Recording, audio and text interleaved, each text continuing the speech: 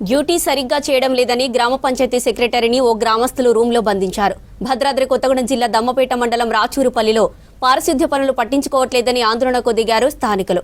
ఎన్నిసార్లు సమస్యలు పరిష్కరించాలని విలేజ్ సెక్రటరీకి విజ్ఞప్తి చేసినా పట్టించుకోవడం లేదని ఆరోపించారు. అందుకే ఆఫీస్ రూంలో పెట్టి తాళం వేశామంటున్నారు గ్రామస్తులు. ఏ నెమ్మలుగా ఎప్పుడు డ్యూటీ చేసినా పంచాయతీ సెక్రటరీ పట్టించుకోవట్లే.